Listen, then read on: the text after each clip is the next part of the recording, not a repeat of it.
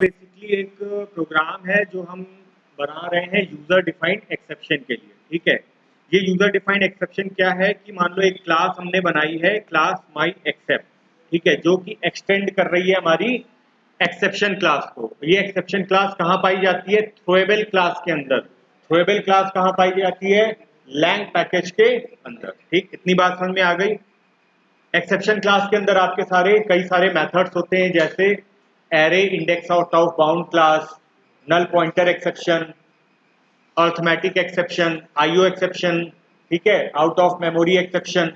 तो ये सारी एक्सेप्शन को आपको हैंडल करना है, तो आप एक्सेप्शन क्लास का यूज करते हो बेसिकली। अब एक आपने 3 इंस्टेंस वेरिएबल बनाए जो कि हैं आपके account number, name and balance. कोई बैंक का एप्लीकेशन है मान लो, उसमें 3 डिटेल्स हैं, account number, name and balance. इस सारे वेरिएबल्स के अगेंस्ट आपको कुछ डेटा सेव कराना होगा इनके अंदर। तो हमने यही कंपाइल टाइम पर इनका account number, name and balance इनके एग्जीक्यूट करा लिए। ठीक है, उसके बाद एक हमने कंस्ट्रक्टर बनाया माई एक्सेप्ट, जो कि डिफॉल्ट कंस्ट्रक्टर है, इसमें कोई बॉडी नहीं है। एक हमने पैरामीटराइज कंस्ट्रक्टर बनाया जिसमें कि हम स्ट्रिंग पास करा रहे हैं, वो स्ट्रिंग में हम क्या कर रहे हैं? सुपर, वो कॉल हमेशा हमारा होगा। फिर उसके बाद एक मेन मेथड बना रहे हैं। ये मेन मेथड में क्या कर रहे हैं हम? Account number, customer and balance से एक स्ट्रिंग प्रिंट करा रहे हैं, उसके अगेंस्ट फॉर लूप के साथ में उस एरे में प्रेजेंट हर एक अकाउंट नंबर के अगेंस्ट जो उसकी नेम है, जो बैलेंस है, वो हम शो कराना चाह रहे हैं। तो फॉर मेथड के साथ ये हमने शो करा दिया। ठीक है, इसका सिंटैक्स, इसका सिमेंटिक ये है।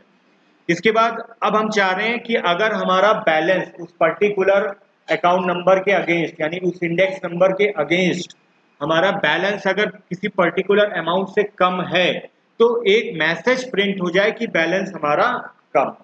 ठीक है, ये हम क्या करें? इसको as a exception, user defined exception हम क्रिएट करें। कैसे कर सकते हैं? एक हमने ऑब्जेक्ट बनाया ME, तो ME में क्या हो गया? My except ME equals to new my except, object create किया और पैरामीटराइज कंस्ट्रक्टर कॉल करा रहे हैं और वहां पर स्ट्रिंग पास करा रहे हैं बैलेंस इज लो। ठीक, इतनी बात समझ में आई? ओके, और फिर उसके बाद हमने थ्रो करा लिया हमारा ऑब्जेक्ट ME। ठीक है, और कैच में हमने डाल दिया EE प्रिंट स्टैक ट्रेस। ठीक, ओके, अब इस प्रोग्राम को हम रन कराते हैं।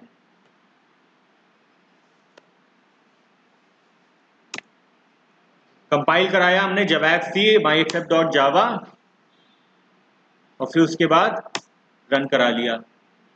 तो ये जो भी हमारे पास डेटा था यहां पर, मान लो ये जो भी डेटा था, इसमें पर्टिकुलर 2 और 3 अकाउंट नंबर जो है हमारे, 1 और 2 अकाउंट नंबर, योगेश और यासीन, 2 अकाउंट नंबर। इन अकाउंट नंबर में बैलेंस कितना है? 2 और 3। और हमारा बैलेंस की कंडीशन हमने क्या दी है कि if balance is less than 3। ठीक, if balance is less than 3, तो क्या हो जाए हमारा?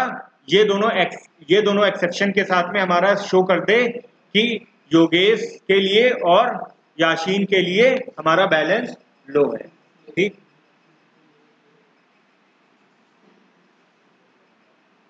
ओके, ये बात समझ में आ गई? ये प्रोग्राम था। अब तुम लोगों को एक प्रोग्राम बनाना है जो कि ये करेगा कि तुम सारे जितने स्टूडेंट हो, इनका registration number along with the registration number user से उसी यूजर टाइम रन टाइम पे इनपुट कराएं सारा डेटा। ठीक, और इनपुट कराने के बाद में हम ये चेक कराएं कि किसकी फीस 80% से कम है, तो वहां पर एक एक्सेप्शन आ जाए कि फीस इज नॉट सबमिटेड। ठीक, 80% फीस, 20% फीस रिमेनिंग। ठीक, ये स्ट्रिंग प्रिंट होके आ जाए। तो ये प्रोग्राम बनाना है, बन जाएगा, बहुत आसान है। बस तुम्हें यही प्रोग्राम बनाना है, रन टाइम पे तुम्हें सारी वैल्यूज लेनी है। ठीक, वो भी हमने बता दिया कि इनपुट कैसे लेते हैं रन टाइम पे ऑब्जेक्ट बनाते हुए। ओके।